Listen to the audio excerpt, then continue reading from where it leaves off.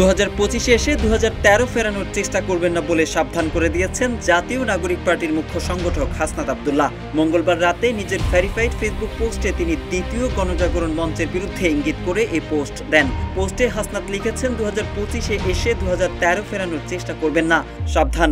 এরপর ভোররাত 4টা 24 মিনিটে একই বিষয়ের প্রতি ইঙ্গিত করে আরেকটি পোস্ট করেন হাসনাত আব্দুল্লাহ।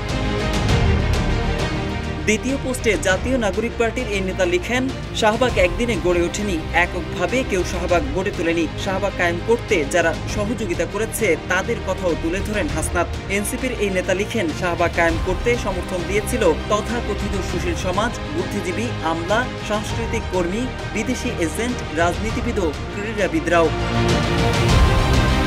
জাতীয় নাগরিক পার্টির এই নেতা শাহবাগ সব ধরনের মৌলিক মানবাধিকার কেড়ে নিয়েছিল দাবি করে আরও লিখেছেন, শাহবাগ কেড়ে নিয়েছিল এদেশের মানুষের বাক স্বাধীনতা থেকে শুরু করে সব ধরনের মৌলিক মানবাধিকার কেড়ে নিয়েছিল স্বাধীনভাবে বেঁচে থাকার অধিকারটুকুও। তিনি আরও লিখেন, বিচার বহির্ভূত হত্যাকাণ্ড থেকে শুরু করে গুম, খুন, আয়নাঘর, বিচারিক হত্যাকাণ্ড সহ যাবতীয় অপকর্মের বৈধতা দিয়েছিল শাহবাগ।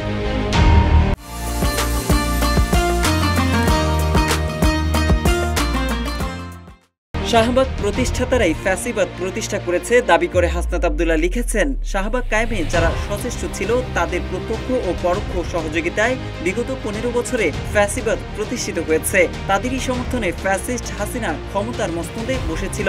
বৈষম্যবিরোধী ছাত্র আন্দোলনের সাবেক এই সমন্বয়ক লিখেছেন, 24-এর গণঅভ্যুত্থান পরবর্তী সময়ে তারা বিগত 15 বছরে সংগঠিত সকল অন্যায়, অপকর্ম, গুম, খুন ও নিপীড়নের বিচার নিশ্চিত করতে চান।